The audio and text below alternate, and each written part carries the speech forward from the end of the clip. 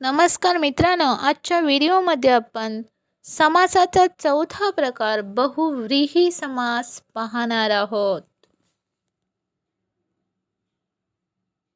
बहुव्रीही समास म्हणजे काय? व्याख्या बघा. ज्या सामासिक शब्दातील दोन्ही पदे महत्त्वाची नसून त्या दोन पदाशिवाय तिसऱ्याच पदाचा बोध होतो त्यास बहुव्रीही समास असे म्हणतात.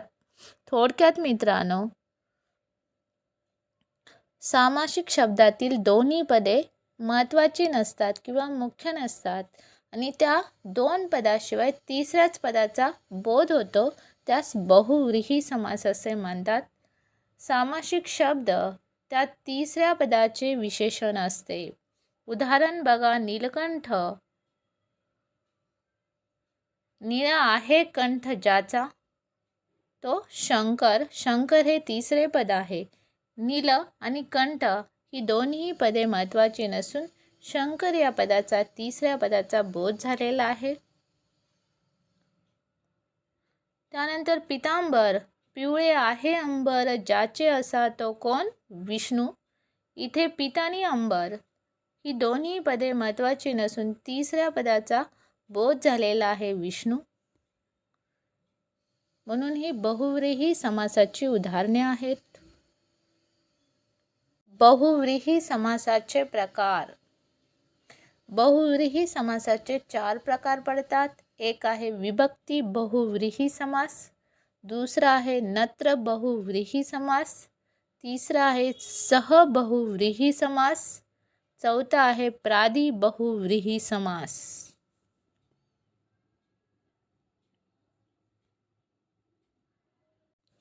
बघा, बहुव्रीही समासाचा पहिला प्रकार आहे विभक्ती बहुव्रीही समास.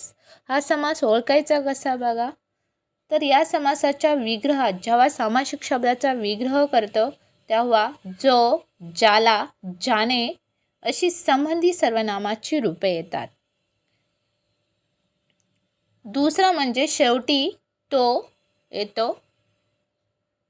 संबंधी सर्वनाम ज्या विभक्तीत असते तिचे नाव समासाला देतात. उदाहरणार्थ प्रथमा, चतुर्थी, षष्ठी. या समासात देवाची नावे आणि टोपण नावे येतात. उदाहरण बघा. लक्ष्मीकांत. लक्ष्मी आहे कांता ज्याची तो, इथे तो आलेला आहे शेवटी. आणि ज्याची हे संबंधी सर्वनाम आलेलं आहे. लक्ष्मी आहे कांता ज्याची तो कोण? विष्णू. त्यानंतर गजानन. गजाचे आहे आनंद ज्याला तो, तो आलेला आहे शेवटी. इथे चे हा विभक्ती प्रत्यय लागलेला आहे, त्यामुळे ही षष्ठी विभक्ती आहे. त्यानंतर सुधाकर. सुधा आहे करात असा तो, इथे शेवटी तो आलेला आहे. असा कोण? चंद्र. इथे त हा विभक्ती प्रत्यय लागलेला आहे, त्यामुळे सप्तमी. बहुव्रीही समासाचा दुसरा प्रकार आहे नत्र बहुव्रीही समास. नत्र बहुव्रीही समास कशाला म्हणायचं? तर बहुव्रीही समासाचे पहिले पद अ, अन, न, नी असे नकार दर्शक असेल तर त्यास नत्र बहुव्रीही समास असे म्हणतात. थोडक्यात मित्रांनो, जो सामासिक शब्द असतो त्या सामासिक शब्दाचे पहिले पद नकार दर्शक असते म्हणून त्यास नत्र बहुव्रीही समास असे म्हणतात. उदाहरणार्थ अनंत. पहिले पद अ हे असून नकार दर्शक आहे. अनंत या शब्दाचा विग्रह आहे. नाही अंत ज्याला असा तो.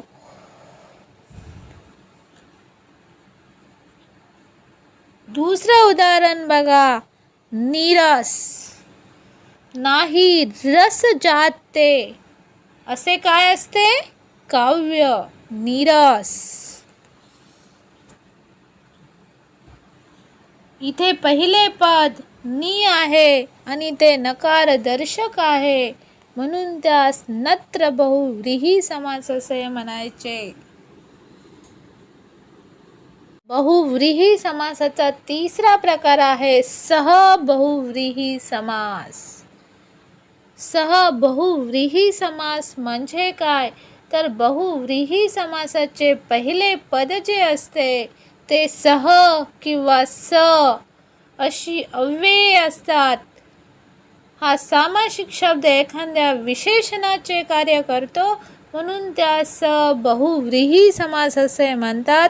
जर सामासिक शब्द क्रिया विशेषणासारखा वापरला तर त्यास अव्ययी भाव समास असे म्हणतात. उदाहरणार्थ सहपरिवार. इथे पहिले पद सह आहे. सहपरिवार या सामासिक शब्दाचा विग्रह आहे. परिवारासहित असा तो. त्यानंतर दुसरे उदाहरण बघा, सफल. इथे पहिले पद स आहे. सफल या सामासिक शब्दाचा विग्रह आहे. फलाने सहित असे ते. थोडक्यात मित्रांनो, सहबहुव्रीही समासाचं जे पहिले पद असतं किंवा सामासिक शब्दाचं जे पहिले पद असतं ते सह किंवा स या शब्दाने किंवा पदाने सुरू होते, म्हणून त्या सहबहुव्रीही समास असे म्हणतात. बहुव्रीही समासाचा चौथा प्रकार आहे प्रादिबहुव्रीही समास. प्रादिबहुव्रीही समास म्हणजे काय, तर बहुव्रीही समासाचे जे पहिले पद असते ते जर प्र, परा, अप, दुर, सु, वि अशा उपसर्गाने युक्त असेल तर त्यास प्रादिबहुव्रीही समास असे म्हणतात.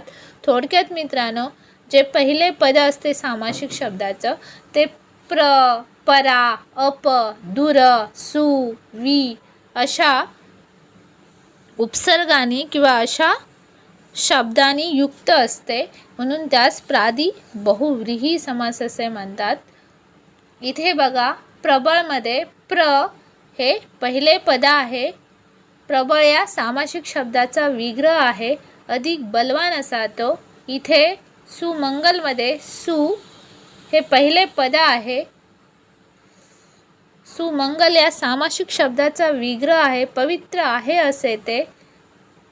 उदाहरण तिसरे, विख्यात. वि हे पहिले पद आहे.